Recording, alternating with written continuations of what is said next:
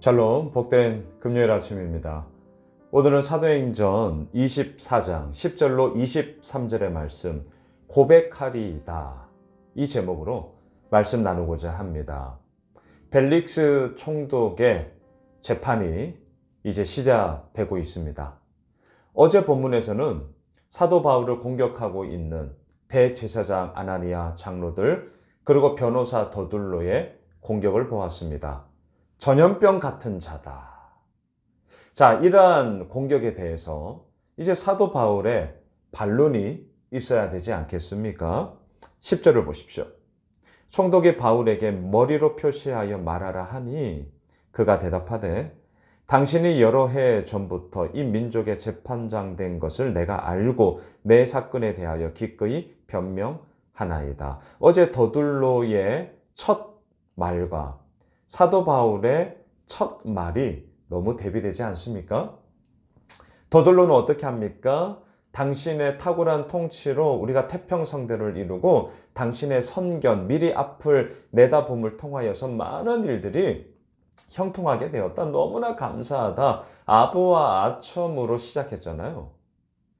그런데 사도 바울은 어떻게 해요?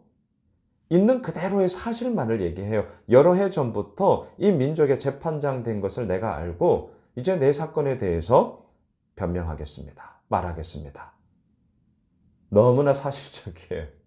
아부와 아첨 이런 게 없어요. 자, 사도 바울은 뭘 얘기합니까? 있는 그대로를 얘기합니다. 11절. 당신이 아실 수 있는 바와 같이 내가 예루살렘에 예배하러 올라간 지 열 이틀밖에 안 되었고 12일밖에 안 됐다는 거예요. 12절. 그들은 내가 성전에서 누구와 변론하는 것이나 해당 또는 시중에서 무리를 소동하게 하는 것을 보지 못하였으니, 이게 중요하죠. 못 봤어요. 이들은 못 봤다고요. 하지만 못 본 것을 마치 본 것처럼, 듣지 못한 것을 마치 들었던 것처럼 꾸며서 지금 나를 공격하고 있다는 것이죠. 13절. 이제 나를 고발하는 모든 일에 대하여 그들이 능히 당신 앞에 내세울 것이 없습니다. 없습니다. 14절. 그러면서도요, 이 신문을 받는 자리, 이 재판을 받는 자리를 오늘 말씀의 제목처럼 사도 바울은 자신이 가지고 있는 부활의 소망을 전하는 고백의 자리로 만들어 버립니다. 정말 대단하죠. 다시요. 신문을 받는 자리를 자신이 가지고 있는 부활의 소망을 전하는 고백의 자리로 바꾸어 버려요. 14절입니다. 그러나 이것을 당신께 고백하리이다. 나는 그들이 이단이라 하는 도를 따라 조상의 하나님을 섬기고 율법과 선지자들의 글에 기록된 것을 다 믿으며. 15절. 그들이 기다리는 바 하나님께 향한 소망을 나도 가졌으니. 메시아를 기다리고 있지 않습니까? 하나님을 향한 소망을 가지고 있지 않습니까? 근데 그 소망의 핵심이 뭐냐고요? 곧 의인과 악인의 부활이 있으리라 함이니이다. 예, 이거예요. 부활에 대한 소망, 하나님을 향한 소망이 있으니 그것은 곧 의인과 악인에게 부활이 있으리라. 그렇습니다. 부활이 있죠. 부활이 있어요. 이 세상으로 끝나는 것이 아니지 않겠습니까? 주님 다시 오시는 그날, 또한 내가 주님 앞에 서는 그날, 우리들의 몸은 비록 이 땅에 묻히죠. 하지만 우리의 영은 하나님과 함께함 아니겠습니까? 하지만 종국의 그 최종 심판의 그 자리 때는 모든 이들이 다 부활을 하죠. 그리고 그 가운데서 하나님의 최종 심판을 통하여서 우리가 영원한 하나님의 나라를 이미 누림을 더욱더 누리며 나아가는 그러한 기쁨과 감사를 우리가 누리게 되는 것이죠. 자, 의인과 악인에게 부활이 있으리라. 이 땅의 모든 삶이 끝이 아닙니다. 라는 이 생각은요, 우리들에게 어마어마한 삶의 분명함을 가져다 줍니다. 그게 뭔 줄 아세요? 16절입니다. 이것으로 말미암아 나도 하나님과 사람에 대하여 항상 양심의 거리낌이 없기를 힘쓰나이다. 이것으로 말미암아. 이게 뭔데요? 의인과 악인에게 부활이 있을 것이다.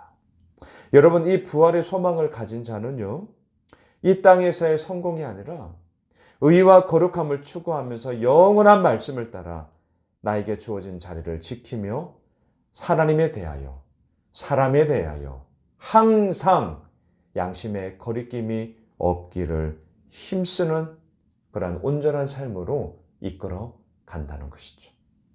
이게 믿음의 능력 아닙니까? 이게 신앙의 능력 아니에요? 단지 교회에 왔다 갔다 이 차원이 아니라는 거죠.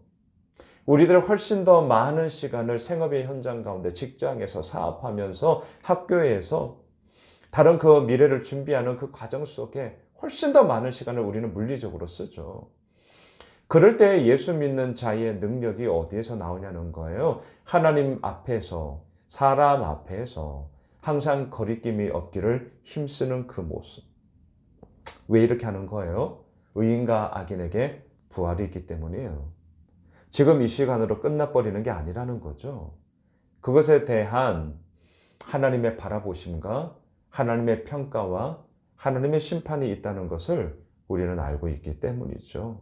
그래서 오늘도 온전한 삶을 살아가며 우리가 주님의 기쁨이 되고자 우리 역시 몸부림쳐야 하는 거 아니겠습니까? 17절 여러 해 만에 내가 내 민족을 구제할 것과 재물을 가지고 와서 18절 드리는 중에 내가 결례를 행하였고 모임도 없고 소동도 없이 성전에 있는 것을 그들이 보았나이다. 그러나 아시아로부터 온 유대인들이 있었으니 우리는 알고 있죠. 이들의 편견과 이들의 오해로 말미암아 팩트 체크도 하지 않았어요. 이방인을 성전에 데리고 왔다는 모함으로 인하여서 이 난리를 치게 되었다는 거죠. 고로 20절 보세요. 그렇지 않으면 이 사람들이 내가 공회 앞에 섰을 때에 무슨 옳지 않은 것을 보았는가 말하라 하소서. 팩트 체크 해달라는 거예요. 내가 뭘 옳지 않은 일을 했느냐. 당신들의 율법, 그 결례, 내가 어긴 것이 뭐가 있느냐. 팩트 체크 해달라. 뭘 봤냐? 당당하죠. 여러분 예루살렘에 온 이유는요. 오늘 본문 17절에서 말하는 것처럼 민족을 구제할 구제연금을 모아서 어려움에 처해 있는 예루살렘 교회 성도들을 돕기 위해서 왔거든요. 얼마나 대단한 일입니까? 얼마나 감사한 일입니까? 그런데 이것을 모르고 자신들이 보고 싶은 것만 보고 듣고 싶은 것만 들음으로 인하여서 사도 바울을 이 공경에 빠뜨리게 된 것이죠. 21절 보세요. 오직 내가 그들 가운데 서서 외치기를 내가 죽은 자의 부활에 대하여 오늘 너희 앞에 신문을 받는다고 한 이 한 소리만 있을 따름이니이다 하니. 말씀을 정리할까요? 의인과 악인의 부활이 있습니다. 내가 죽은 자의 부활에 대하여 오늘 너희 앞에 신문을 받는다. 이 한 소리만 있을 뿐이다. 부활의 신앙, 부활의 소망. 이것은 하나님과 사람 앞에서 항상 거리낌이 없게 우리를 힘쓰게 하는 원동력이 되는 것이죠. 그리고 이것이 있기에 사도 바울은 이 신문의 자리가 오히려 자신이 가지고 있는 부활의 소망을 전하는 고백의 자리로 만들어버리며 그 가운데서 계속해서 복음을 전하는 하나님의 사명을 감당하고 있습니다.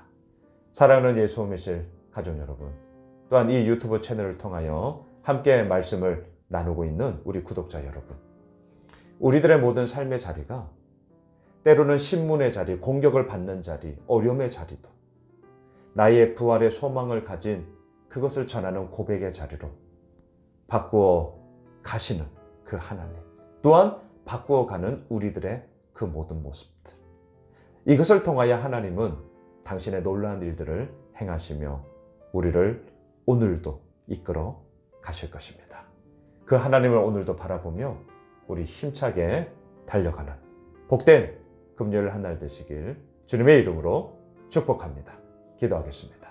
하나님, 공격받는 신문의 자리가 부활의 소망을 전하는 고백의 자리가 되었습니다. 얼마나 감사한 일입니까? 얼마나 대단한 일입니까? 바울의 대단함, 바울의 탁월함, 바울의 능력 있지요. 하지만 더 근본적인 것은 부활의 소망을 주신 하나님의 탁월함, 하나님의 이끄심이 하나님과 사람에 대하여 항상 거리낌이 없기를 힘쓰게 만드는 원동력이 되었기 때문이죠. 우리도 이 부활의 소망을 가지고 달려갑니다. 거리낌이 없는 삶을 살겠습니다. 의인과 악인의 부활이 있음을 알고 그 부활의 소망을 가지고 오늘 하루도 주님 앞에 서는 저희 모두가 되게 하여 주시옵소서. 예수님의 이름으로 기도드리옵나이다. 아멘. 우리가 가지고 있는 기도 제목 붙잡고 계속해서 기도하겠습니다.